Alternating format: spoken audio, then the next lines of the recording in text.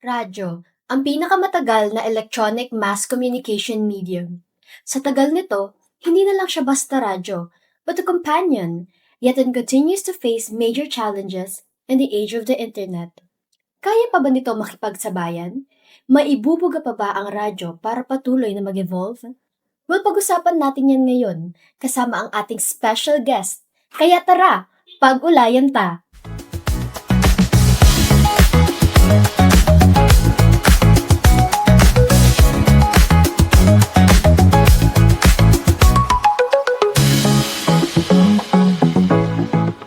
Magandang umaga sa lahat ng ating tagapakinig. Ako si Andre. At ako naman si Chloe. Kami ang inyong host na palaging on time. At welcome sa Pag-Ulayan Ta. A podcast that will explore the challenges faced by a radio broadcaster given the rise of vloggers in the era of the internet. Our guest for today is someone with years of experience in the broadcasting industry. She's a well-known and well-loved broadcaster here in Legazpi City, the voice behind Spirit of the 80s. Please welcome DJ Mia. Bago ang lahat, maraming salamat DJ Mia dahil pinaunlakan mo ang interview na ito. Of course naman, walang problema. No problem. I'm so happy and I'm so honored to be here today. Thank you so much for giving us a time of your day, DJ. It's okay. Thank you also for inviting me. Buti na lang naisingit tayo ni DJ Mia sa schedule niya, no? Totoo. Kung credibility lang din naman ang hanap natin, swak na swak si DJ dito.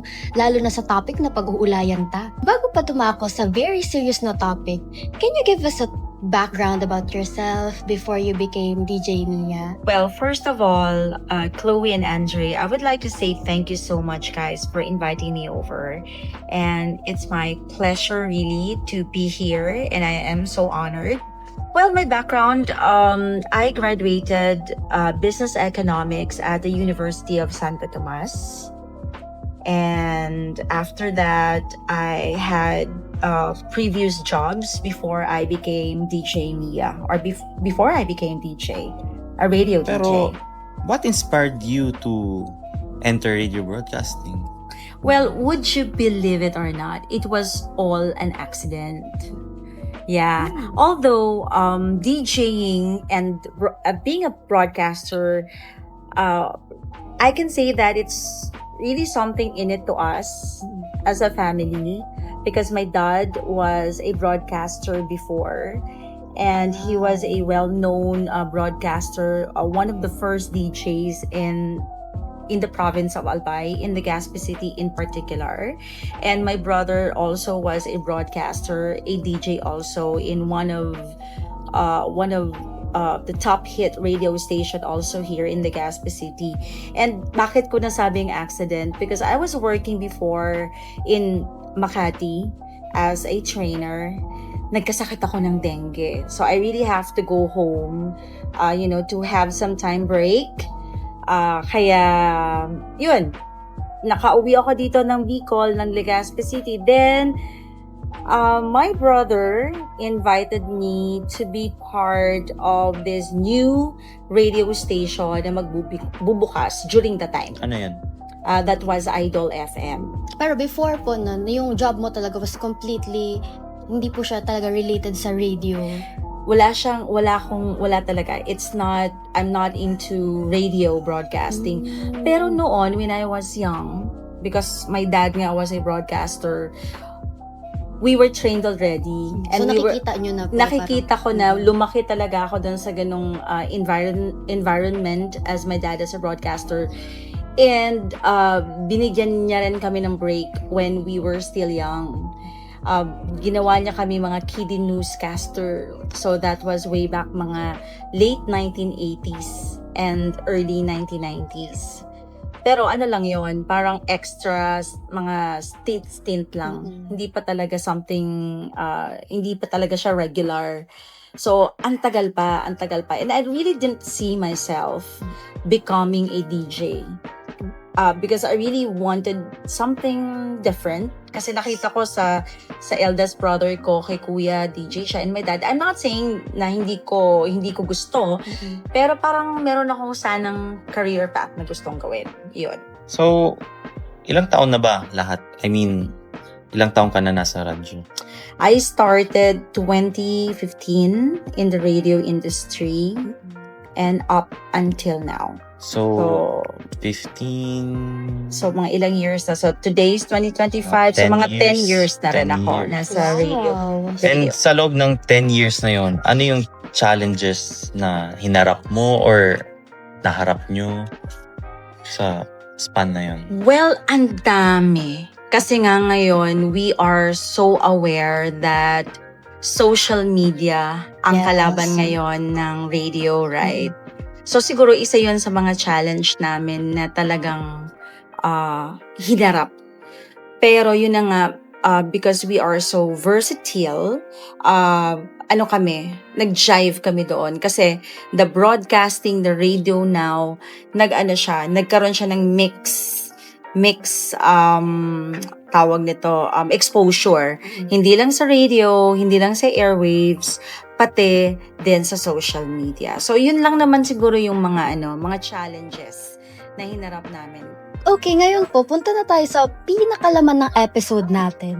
Alam naman natin na ang radyo ang pinakamatagal ng kasama ng tao. Pero ngayon, medyo na-overpower na sila ng mga vloggers. Minsan nga, isang share lang sa TikTok, mas mabilis pa kumalat kaysa breaking news. Pero, DJ, from your perspective, ano po yung pinakamalaking challenge ng radyo ngayon na dulot ng vloggers at online content creators?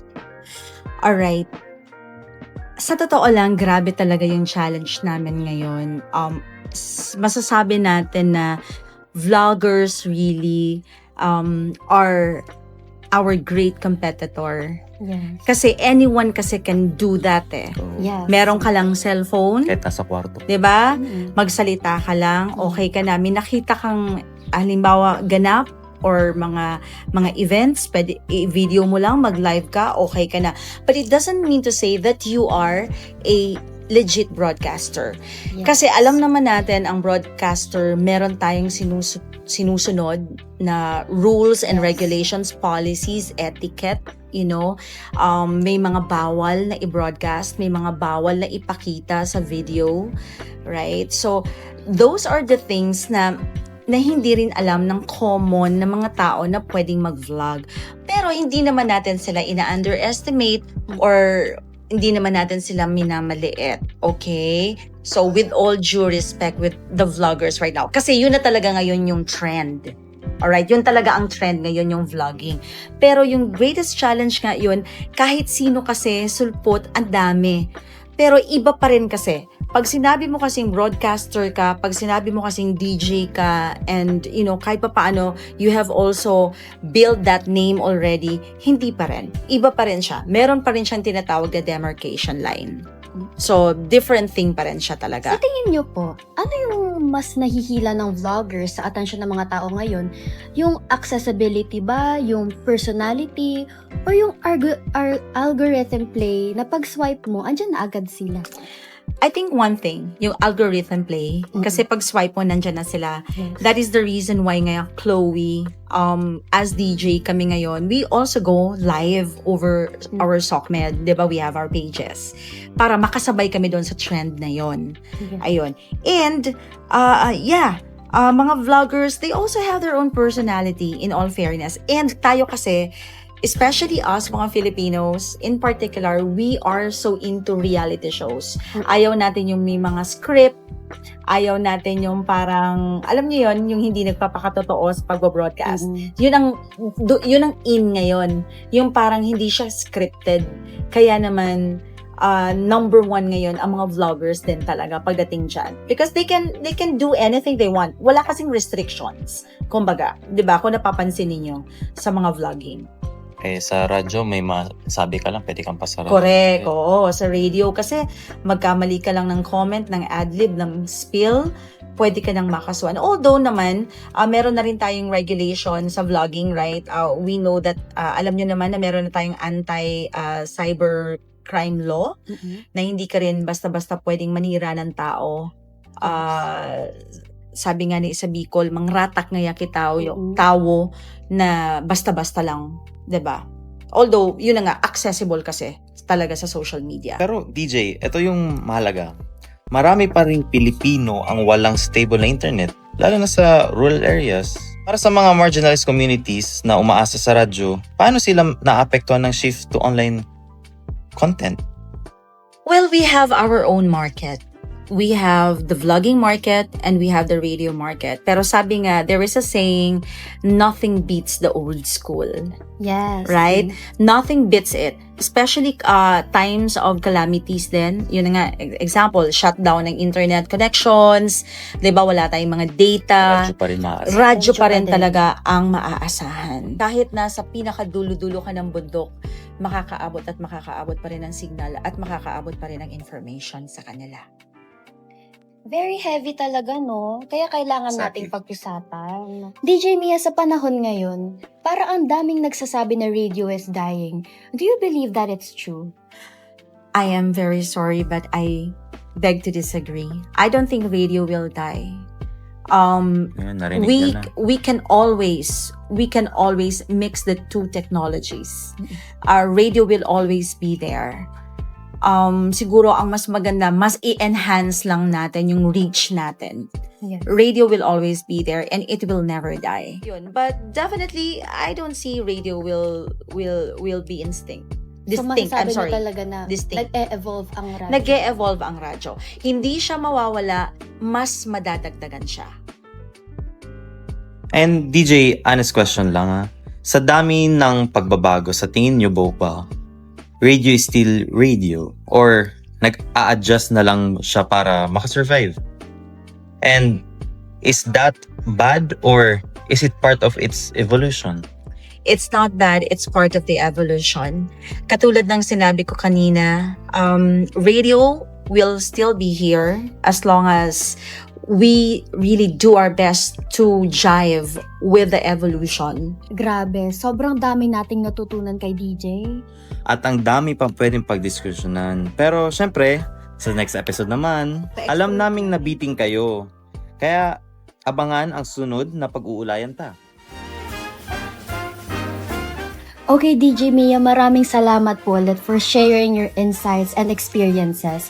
Ano po yung mensahe nyo sa ating mga tagapakinig ngayon?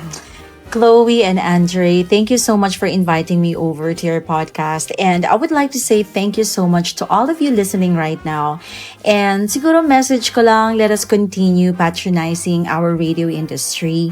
Let us help our young talents, future talents, na papasok sa broadcasting. Let us support them and inspire them and motivate them to become a reliable and responsible broadcaster in the future. Thank you so much and God bless us all. Thank you, guys. Thank you din, DJ Mia. We learned so much about the real challenges of the radio in the era of vlogging. Sana kayo rin, mga tagapakinig. Lalo na sa mga communities na umaasa pa rin sa radyo, we hope na mas naintindihan natin kung bakit mahalagang mapanatiling buhay ang medium na to. At kung paano ito mag-a-adapt para sa lahat. Again, this has been Pag-Ulayan Ta. Ako si Chloe. At ako naman si Andre. Hanggang sa susunod nating pag-uulay.